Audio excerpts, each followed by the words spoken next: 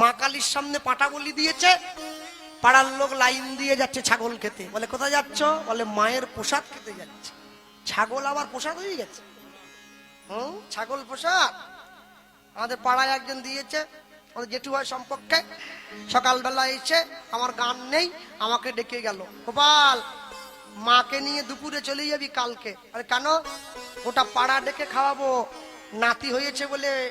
ও মানসিকের কি ছিরি, নাতি হয়েছে বলে মাকে জোড়া পাটা দিয়েছে, পাটা দিয়ে মানুষ চাইছে। বাপ রে বাপ, গোটা পাড়া হাঁড়ি বন্ধ কাল দুপুরে, পাঁঠা প্রসাদের নিমন্ত্রণ, তুইও যাবি। তারপরে মাকে গিয়ে বললাম যে মা, জেঠু দাঁড়া, টুংটুং করে খাল টুংটুং করছ। মাকে গিয়ে বললাম যে জেঠু এসে নিমন্ত্রণ দিয়ে গেল মা, ছাগল প্রসাদের নিমন্ত্রণ, বলে পাঁটা প্রসাদ। মা বলে যদি খাও তো যাবে, রান্না করতে ছিল। তা আমার মায়ের মাথা গরম আবার। আমি মাকে বললাম যে মা, বলে কি? আল্লাহ মা, ছাগল আবার কবে থেকে প্রসাদ হয়ে গেল? যেই বলেছি না, ও খুন্তি নিয়ে আমার দিকে ছুটে এসেছে একবারে। বলে যে তোমাকে নিমন্ত্রণ দিয়ে গেছে তাকে গিয়ে বলকে, যাও দূর হও বলে তাড়িয়ে দিয়েছে। তা আমি হরিনাম করি, আমি তো আর ছাগল খাবো না। আমি সকালবেলা পরের দিন গানে বেরোচ্ছি, আর জেঠু বাজারের ব্যাগ নিয়ে যাচ্ছে। যেইখানে বাঘের ভয় সেইখানে সন্ধ্যা হয়ে যায়। কিরে গোপাল গেলিনি? কৃষ্ণ কিরে গেলিনি? জেঠু আমি হরিনাম করি, আমি কি আর এই ছাগল খাবো? ওরে নিরামিষ নিরামিষ। ব্যাপারটা কি হলো? ছাগলও বলছে, নিরামিষও বলছে। জেঠু তুমি কি হিঁচড় বলি দিয়েছিলে নাকি? গাছ পাঁঠা বলে না, হিঁচড় দিয়েছিলে? ও পাঁটা পাঁটা, পাঁটাও বলছো, আবার নিরামিষও বলছো। ব্যাপারটা আমি বুঝতে পারছি না কিছু। তুই সারা জীবন শুধু কীর্তনই করে গেলি, বুদ্ধি হলো নি তোর। কেন? ওরে বোকা ছেলে, পেঁয়াজ রসুন পড়েনি, শুধু আদা জিরা দিয়ে হয়েছে। কি শয়তান! পেঁয়াজ রসুন পড়েনি বলে ছাগল নিরামিষ হয়ে গেল। হ্যাঁ, বলে ঠাকুর মশাই বেলপাতা ছড়িয়ে দিল। এত সোজা না। জ্ঞান কাণ্ড কর্মকাণ্ড কেবলই বিষের ভাণ্ড, অমৃত বলি যে বা খায়, নানা জনি সদা ফিরে কদার্য ভক্ষণ করে, তার জন্ম অধঃপাতে যায়। মা কালীর সব থেকে প্রিয় সেবার বস্তু কি জানো তোমরা? শশা আর বাতাসা, ওই ছাগল না। মা কোনোদিন ছাগল খায় না, খবরদার দেবে না। আমি যেমন মায়ের সন্তান, ওরা ছাগলও মায়ের সন্তান। মা হয়ে কোনোদিন সন্তানের রক্ত খায় না, এটা মানুষের বদমাশি। অন্ন মানে ভাত নয়, অন্ন মানে গোবিন্দকে নিবেদন করা ভোগ। এরপরে আসো প্রাস, সেই গোবিন্দকে নিবেদন করা ভোগ। ভগবানের যদি কোনো ভক্ত ব্রাহ্মণ বা বৈষ্ণব সেবা করে তখন হয় প্রাস। এইবারে সেই ভোগ নিয়ে গিয়ে ছোট ছেলে বা মেয়েটার মুখে দিলে তখন হবে অন্ন, প্রাস, অন্ন। আর এখন যেটা আপনি বললেন মুখে ভাত। হ্যাঁ, মামা বাড়ির থেকে দাদু এসে গেছে, একই চেন, এর থেকে মোটা চেন এনেছে। মেয়ে একবারে নাতিকে বাবার কোলে দিয়ে বলছে, বাবা 2 মাছের মুড়োটা নাটির মুখে ঠেসে দাও একবারে। বাবা বলছে বিষম লেগে যাও, লাগুক, এখন থেকে মাথা খাবে, এখন মাছের মাথা খাবে, বড় হয়ে সমাজের মাথা চিবি খাবে একবারে। আর একটু বড় হলে হাতে লাঠি একটা দিয়ে দেবো, বড় ভাসুরের কাছ থেকে কি করে সম্পত্তি আদায় করতে হয় বুঝে নেব। কলিযুগের মানুষ এত বড় ভাগ্যবান, আমাদের জন্য নাম করছেন স্বয়ং মহাপ্রভু। এতদিন পর্যন্ত আমরা দেখেছি যে রুগী ডাক্তারের দরজায় ছুটে গেছে, আর কলিযুগে দেখলাম ডাক্তার রুগীর দরজায় ছুটে এসেছে। মহাপ্রভু আমাদের ঘরের দরজায় ছুটে এলো, হরি নাম দিল। যে নাম না বলেনি তার হাতে ধরলো, তাও যে না বললো তার পায়ে ধরলো, তাও যে না বললো তাকে বুকে জড়িয়ে ধরলো। তাহলে এরপরে এত কিছু বলার পরেও যার ভক্তি না জন্মালো, বাঙালি বলে মোর এইটি হলো। হোক আর না হোক, তোমার হোক আর না হোক, আমি আমার পথে চলে যাই। মুসলিম মহাজন পরবর্তী পংক্তিতে লিখছেন, দুরমতি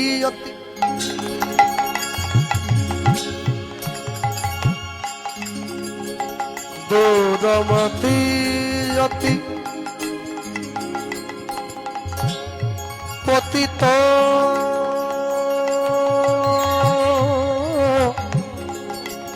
পতিত পতিত পাষণ্ডী ওই না দুরমতি অতি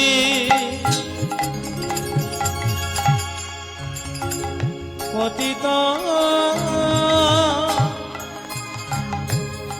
পাষণ্ডী নানা প্রাণে নানা প্রাণে প্রাণে মারিল কাজে আইনা দুরমতি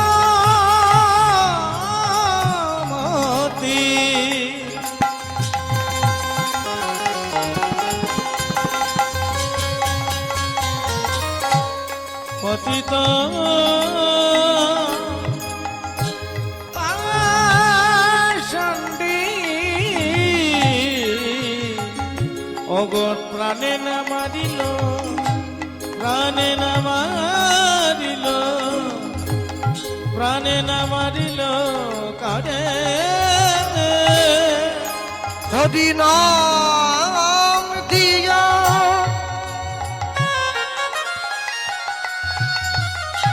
জীবের হৃদয় শোধিল যাচে গিয়া সবার ঘরে ঘরে হরি নাম দিয়া জীবের হৃদয় দিল যাচ্ছি গিয়া জীবের ঘরে ঘরে হরি নাম দিয়া জীবের হৃদয় শোধি যাচি গিয়া সবার ঘরে ঘরে হরি নাম দিয়া জীবের হৃদয় দিল যাচ্ছি গিয়া জীবের ঘরে ঘরে বলি যেচে সেধে হরি নাম দিল যে যে হরি নাম দিল সেজে যেচে সেধে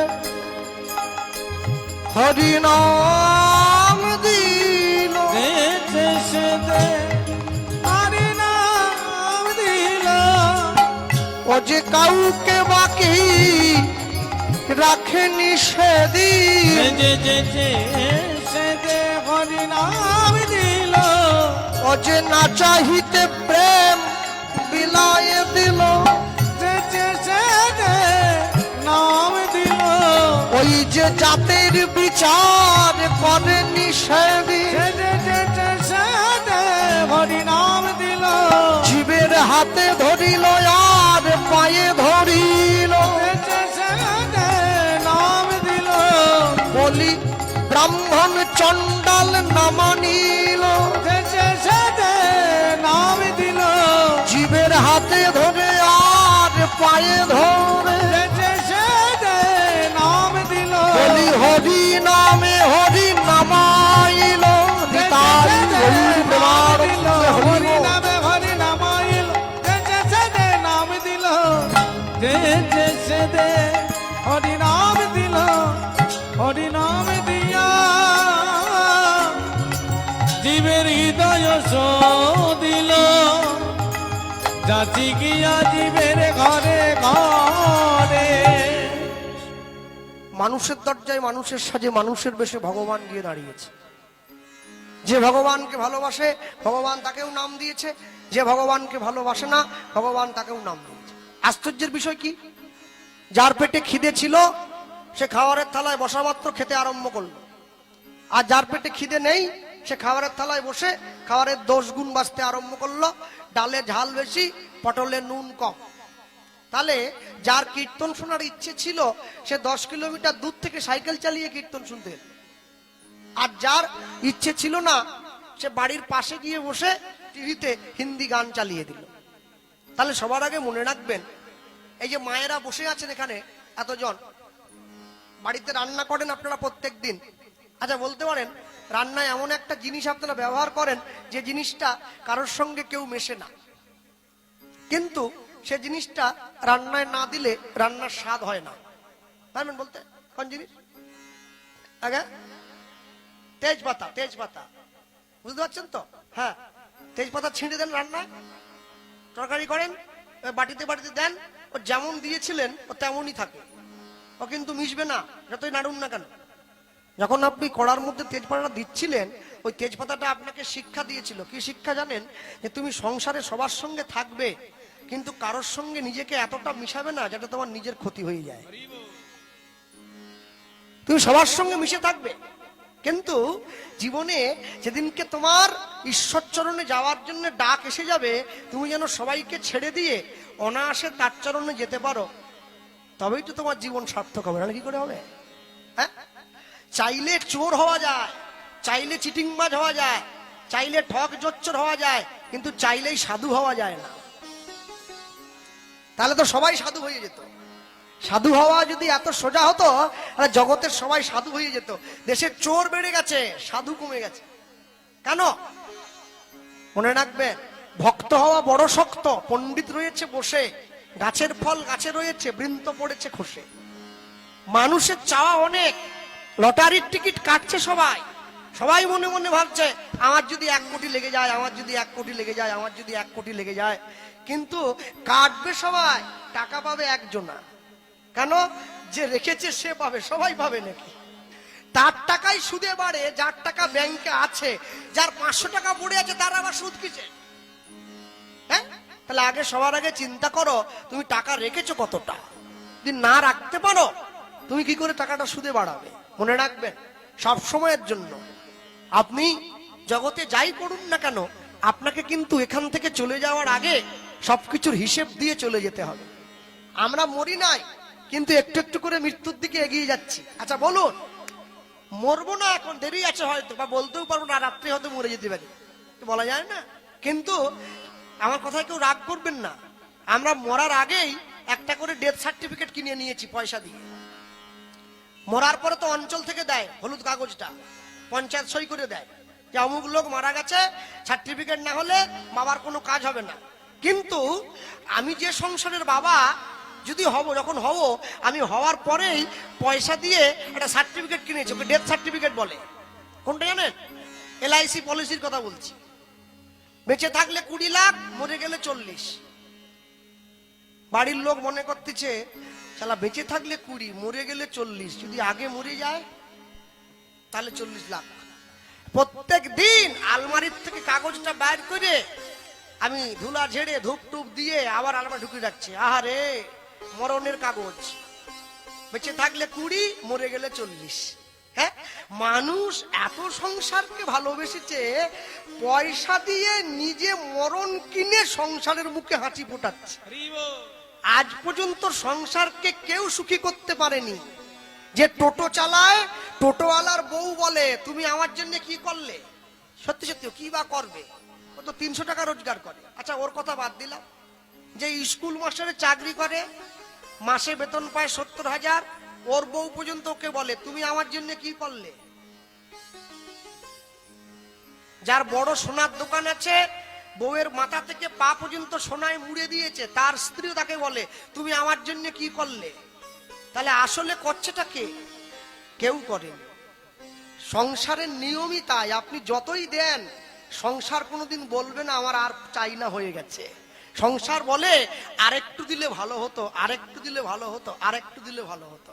সংসারের মুখ আপনি কোনোদিন বন্ধ করতে পারবেন না। নদীর মুখ বন্ধ করা যায়, পুকুরের মুখ বন্ধ করা যায়, সংসারের মুখ বন্ধ করা যায় না। কেন জানেন? রাতের অন্ধকারে ফাঁকা মাঠে দাঁড়িয়ে মাইকের মাধ্যমে যা প্রচার করে গেলাম, খাঁটি কথা।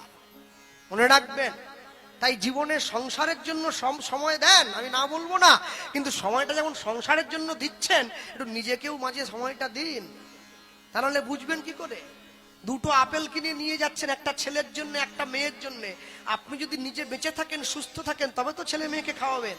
আর 2টো আপেল ছেলে মেয়েকে যখন খাওয়াচ্ছেন, একটা আপেল কিনে নিজে খান, তবে তো শরীরের উপকার হবে। যদি নিজেই সুস্থ না থাকেন তাহলে সংসারকে দেবেন কি করে? সংসার কিন্তু আপনাকে বলবে না যে তুমি যে আমাদের দিলে তুমি নিজে একটু খাও, বলবে না। ও নেয়া মাত্র নিজে খেয়ে নেবে। সংসারের নীতিটাই তাই। হ্যাঁ,